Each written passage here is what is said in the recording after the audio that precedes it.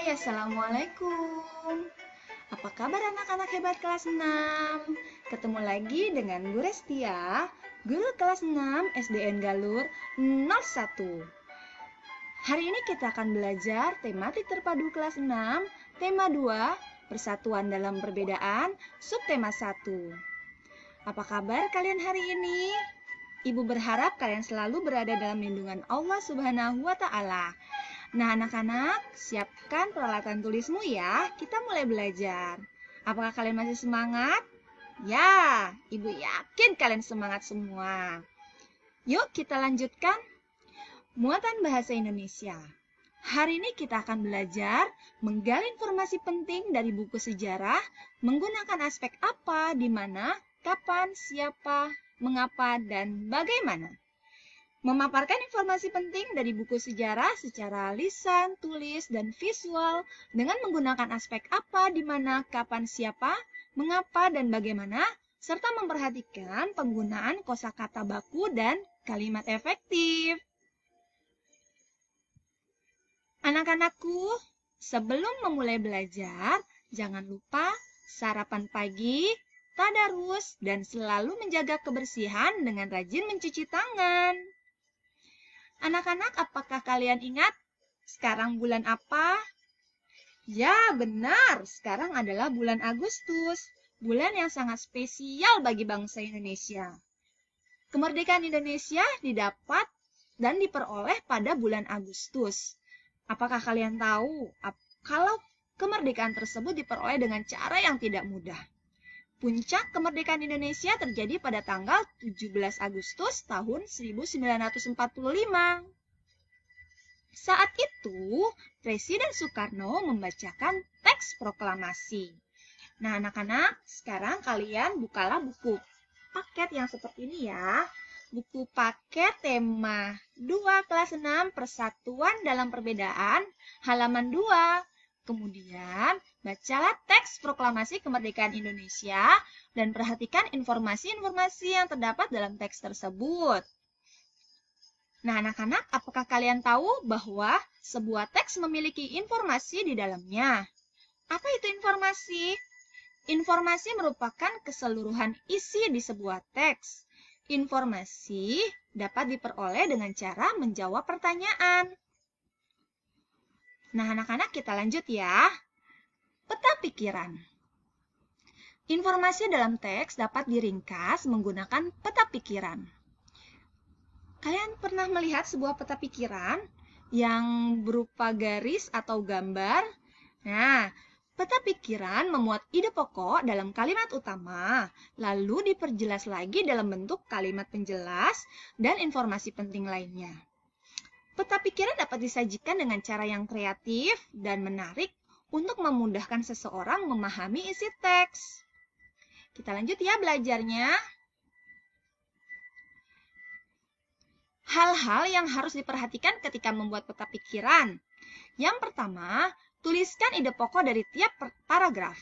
Jika terdapat kosakata yang tidak kamu mengerti, garis bawahi, lalu carilah arti kata tersebut dalam Kamus Besar Bahasa Indonesia atau kalian bisa browsing dari internet. 2. Temukan kata kunci pada tiap paragraf untuk membuat cabang utama pada peta pikiran.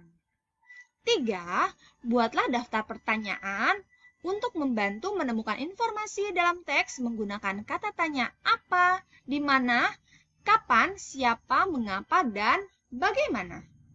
4. Rangkailah ide pokok tersebut menjadi sebuah bagan. 5.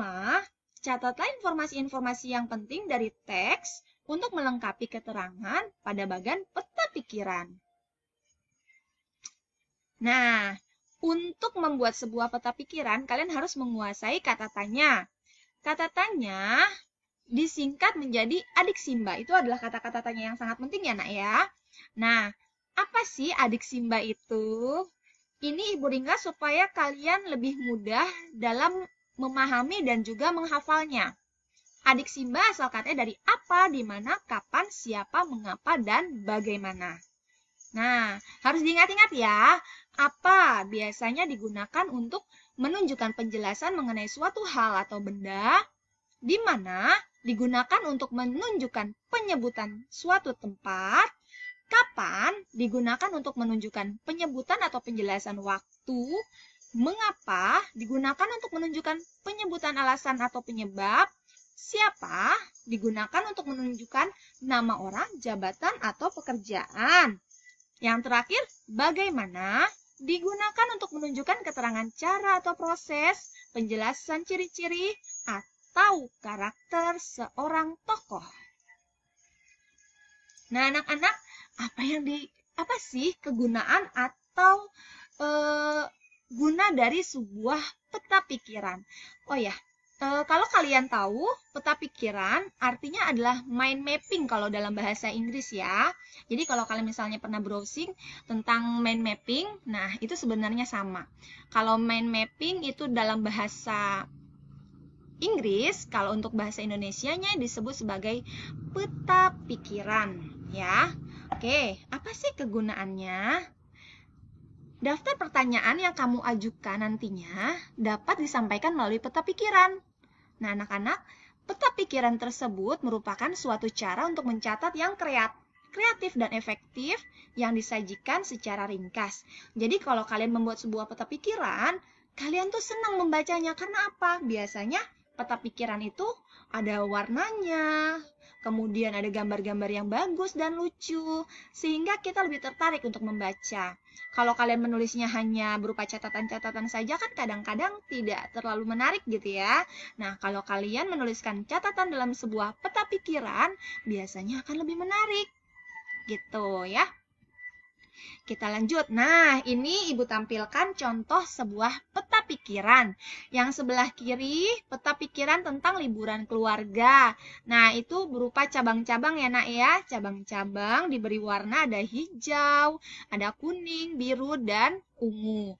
Liburan keluarga itu merupakan konsep secara keseluruhan, kemudian menjelaskan apa sih definisi dari liburan keluarga, yaitu jalan-jalan, bisa ke mall, ke pantai, dan sebagainya. Kemudian, siapa saja yang ikut dalam liburan keluarga?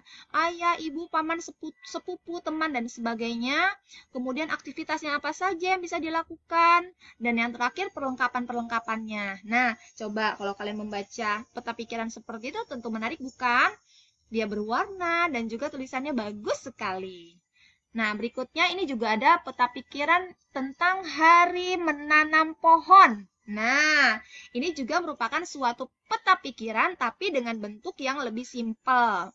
Nah, kalian terserah bebas ya, bisa membuat peta pikiran yang seperti yang sebelah kiri atau peta pikiran yang seperti sebelah kanan. Oke. Nah, sekarang ini adalah tugasnya. Ayo berlatih. Buatlah kalimat tanya pada informasi-informasi berikut. Jangan lupa kalian harus memperhatikan kata yang dicetak tebal sebagai kuncinya.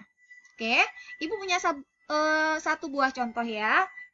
Contohnya, kalimat tanyanya, jadi nanti ada jawaban dulu, baru kemudian kalian buat kalimat tanyanya. Perhatikan kata kunci yang dicetak tebal.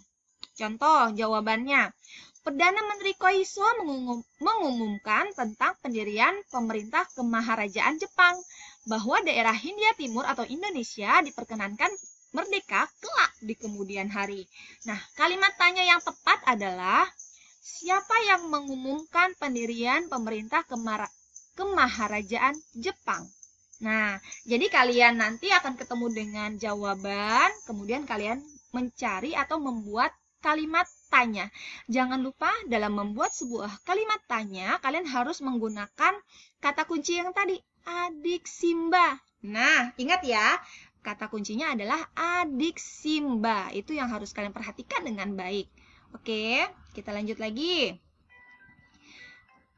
Ayo berlatih 2. Bukalah buku paket kelas 6 tema 2, Persatuan dalam Perbedaan, halaman 22-23.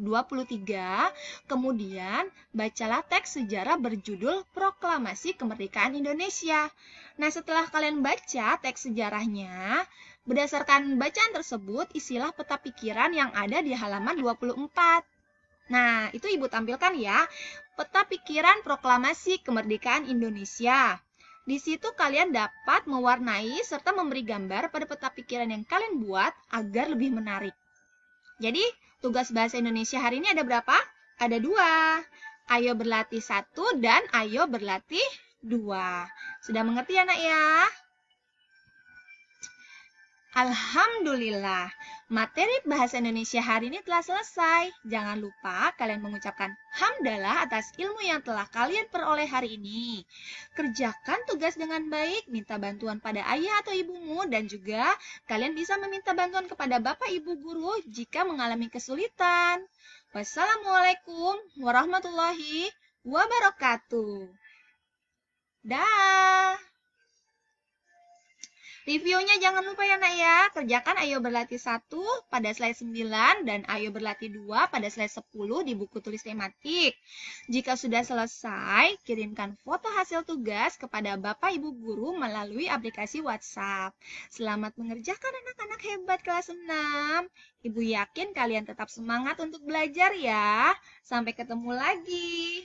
Dah.